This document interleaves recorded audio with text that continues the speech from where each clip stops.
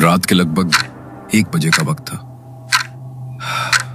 एक औरत काले लिबास में लिपटी हुई और चेहरा काले कपड़े से ढका हुआ कब्रिस्तान में दाखिल हुई।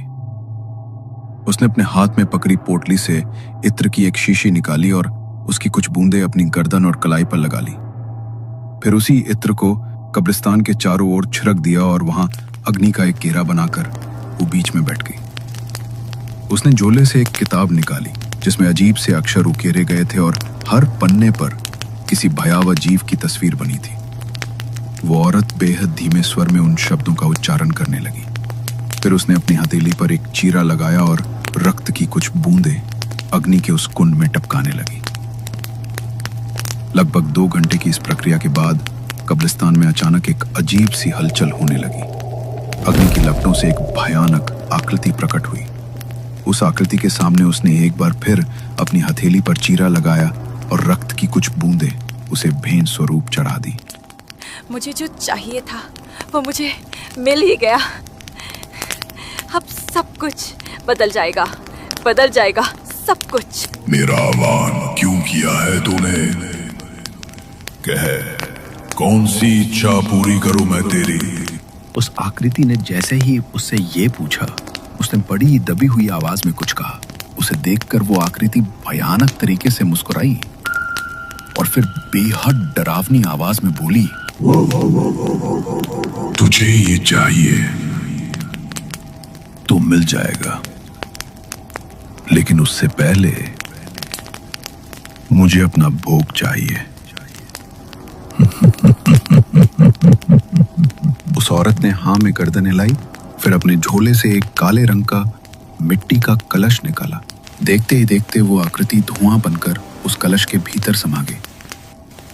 उसने तुरंत ही उस कलश को एक काले कपड़े से ढक दिया और कब्रिस्तान से बाहर निकल गई। जब वो अपने घर की चौखट पर पहुंची तो उसने वहां लगे एक पौधे की मिट्टी को कुरेदा और उस कलश को भीतर गाड़ दिया। फिर मिट्टी से उसे दोबारा ढककर वो शांत भाव से घर के भीतर प्रवेश कर गई। प्लीज मेरे बच्चे को बचा लो डॉक्टर, प्लीज मेरे बच्चे को कुछ नहीं होगा ना। देखिए, आप शांत रहिए, हम पूरी कोशिश कर रहे हैं। आप बस सांस लें और हमें काम करने दीजिए। 3 घंटे तक अंदर से कोई खबर नहीं आई। मोहित की आंखें दरवाजे पर अटक चुकी थी। उम्मीद और डर दोनों के बीच उसका चेहरा जैसे पिघलता जा रहा था। नैना की प्रेगनेंसी का ये 9वां महीना था। कुछ ही दिनों में उसका बच्चा इस दुनिया में आने वाला था, लेकिन अचानक तबीयत बिगड़ने के कारण उसे फौरन अस्पताल लाया गया। डॉक्टर्स भी हैरान थे कि मामला इतनी तेजी से कैसे बिगड़ गया। उन्होंने बच्चे को बचाने की हर कोशिश की, लेकिन सब बेकार गया। जैसे ही ऑपरेशन थिएटर का लाइट ऑफ हुआ और डॉक्टर साहब बाहर आए, मोहित ने कांपती आवाज में उनसे पूछा, डॉक्टर, मेरी पत्नी, मेरा बच्चा ठीक है ना? आप कुछ बोल क्यों नहीं रहे? वो दोनों ठीक तो है ना? I am really sorry mister Mohit. हमने आपके बच्चे को बचाने की बहुत कोशिश की, लेकिन कुछ ऐसी कॉम्प्लिकेशन हो गई कि हम उसे बचा ही नहीं पाए। ऐसा केस मैंने अपनी लाइफ में पहली बार देखा है। आप बस शुक्र मनाइए कि आपकी बीवी की जान बच गई, वरना हमारे लिए उन्हें बचाना भी मुश्किल हो जाता। वो पल मोहित की जिंदगी का सबसे भारी पल था। बेंच पर बैठते ही उसका चेहरा उसके दोनों हाथों में छप गया। लेकिन यह टूटने का वक्त नहीं था। उसे नैना को संभालना था, जिन हाथों में कभी अपने बच्चे को उठाने का सपना देखा था, आज उड़ी हाथों में डिस्चार्ज पेपर थे। कुछ घंटों बाद वो नैना को घर ले आया। उसके जीवन के ऐसे मुश्किल समय में अब उसकी बेटी काव्या ही उसके जीने का जरिया थी। मम्मा उठो ना, देखो तो आपने सुबह से कुछ खाया भी नहीं है। अगर आप खाना नहीं खाओगी तो मैं भी खाना नहीं खाऊंगी। नहीं मेरे बच्चे, तुझे मेरी वजह से भूखा रहने की कोई जरूरत नहीं है। इधर आ, मैं तुझे अपने हाथों से खाना खिलाती हूँ। धीरे धीरे करके नैना अब सामान्य होने लगी थी। इस हादसे को लगभग 1 महीना बीत चुका था। वो अपनी बेटी काव्या और मोहित के साथ कमरे में सो रही थी। तभी उसे अचानक कमरे में कुछ अजीब सा महसूस हुआ। वो घबराई और उसकी आंख खुल गई। तभी उसने देखा कमरे के भीतर से अभी अभी एक काला साया गुजरा है। उसने नजरें घुमाकर देखा तो काव्या कमरे में नहीं थी। तभी बाहर से काव्या की जोरदार चीख सुनाई दी। उस आवाज से मोहित की भी नींद टूट गई। नैना और मोहित तुरंत कमरे से बाहर की तरफ दौड़े, लेकिन जो उन्होंने अपनी आंखों के सामने देखा वो देखकर उनके होश उड़ गए। काव्या जमीन पर पड़ी थी और बुरी तरह से तड़प रही थी। ये मेरी काव्या को क्या हो रहा है?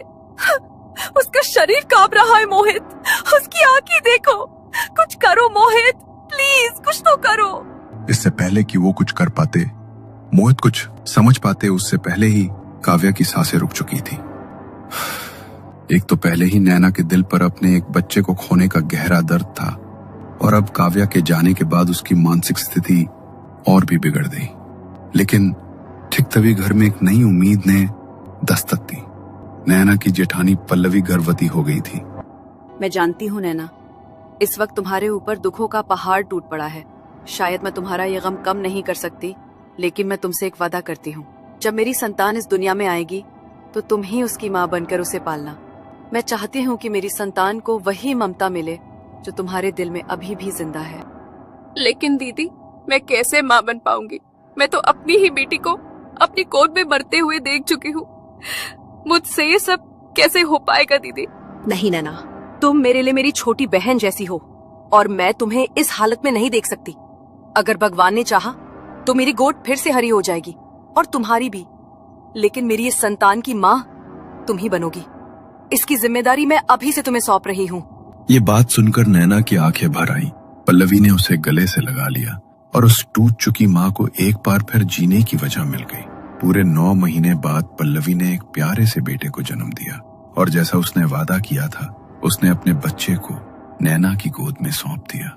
उस पल जैसे किसी माँ का अधूरा सपना फिर से पूरा हो गया था। अरे मेरा बेटा, मेरा लाल, कितना प्यारा है तू, बिल्कुल सपने जैसा लगता है। मम्मा तुझे बहुत सारा प्यार करती है बेटा, बहुत बहुत प्यार। मैं तुझे कभी खुद से दूर नहीं जाने दूंगी। नैना अब एक सगी माँ की तरह उस बच्चे का ध्यान रख रही थी। उसकी हर सांस, हर मुस्कान अब उस बच्चे के लिए थी। बच्चा अब 1 महीने का हो चुका था। सब कुछ सामान्य लगने लगा था, लेकिन एक रात जब सब गहरी नींद में थे, नैना की नाक में एक अजीब सी गंध आई, जैसे किसी पुराने इत्र की हल्की लेकिन रहस्यमयी खुशबू कमरे में फैल रही हो। नैना ने आंखें खोलकर देखा तो वैसी ही काली परछाई कमरे में घूम रही थी। उसका आकार धीरे धीरे बड़ा होने लगा, मानो कोई राक्षस हो। वो तुरंत बच्चे की ओर बढ़ी। ये देखकर नैना जोर से चिल्लाई।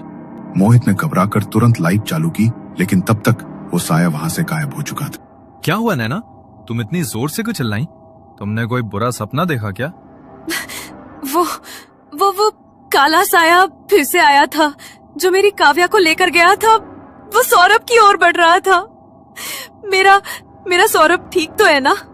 रिलैक्स नैना, सौरभ तो अपने पालने में सो रहा है, यहाँ पर कोई भी नहीं है। पक्का तुमने कोई बुरा सपना देखा है। नहीं, वो सपना नहीं था, मैंने अपनी आंखों से देखा है।